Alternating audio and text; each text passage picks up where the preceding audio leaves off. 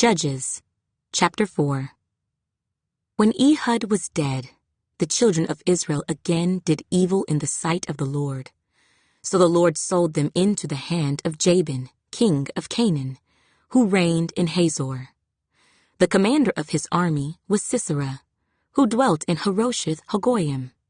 And the children of Israel cried out to the Lord, for Jabin had 900 chariots of iron, and for 20 years he had harshly oppressed the children of Israel. Now Deborah, a prophetess, the wife of Lapidoth, was judging Israel at that time. And she would sit under the palm tree of Deborah, between Ramah and Bethel in the mountains of Ephraim. And the children of Israel came up to her for judgment. Then she sent and called for Barak, the son of Abinoam, from Kedesh in Naphtali, and said to him, Has not the Lord God of Israel commanded, Go and deploy troops at Mount Tabor, take with you 10,000 men of the sons of Naphtali and of the sons of Zebulun, and against you I will deploy Sisera, the commander of Jabin's army, with his chariots and his multitude at the river Kishon, and I will deliver him into your hand?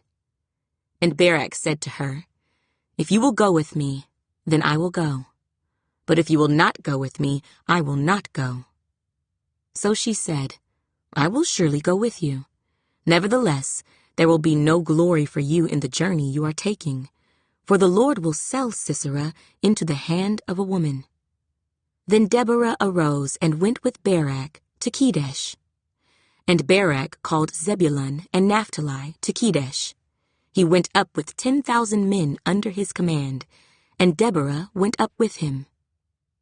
Now Heber, the Kenite, of the children of Hobab, the father-in-law of Moses, had separated himself from the Kenites and pitched his tent near the terebinth tree at Zaanaim, which is beside Kedesh.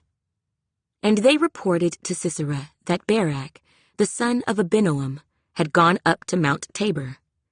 So Sisera gathered together all his chariots, 900 chariots of iron, and all the people who were with him, from Harosheth Hagoyim to the river Kishon. Then Deborah said to Barak, Up, for this is the day in which the Lord has delivered Sisera into your hand. Has not the Lord gone out before you? So Barak went down from Mount Tabor with 10,000 men following him. And the Lord routed Sisera and all his chariots and all his army with the edge of the sword before Barak. And Sisera alighted from his chariot and fled away on foot.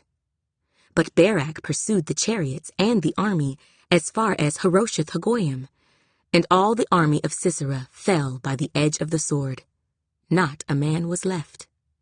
However, Sisera had fled away on foot to the tent of Jael, the wife of Heber the Kenite.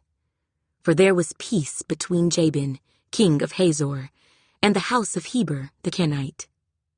And Jael went out to meet Sisera, and said to him, Turn aside, my lord, turn aside to me, do not fear. And when he had turned aside with her into the tent, she covered him with a blanket.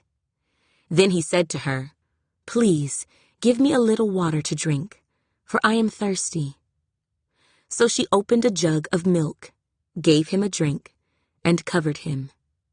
And he said to her, Stand at the door of the tent, and if any man comes and inquires of you, and says, Is there any man here?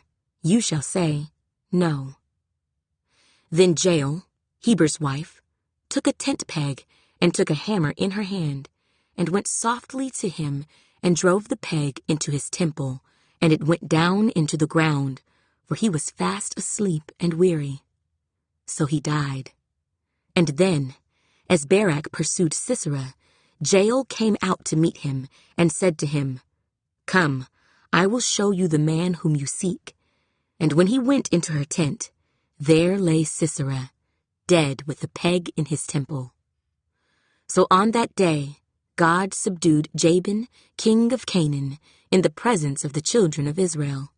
And the hand of the children of Israel grew stronger and stronger against Jabin, king of Canaan, until they had destroyed Jabin, king of Canaan.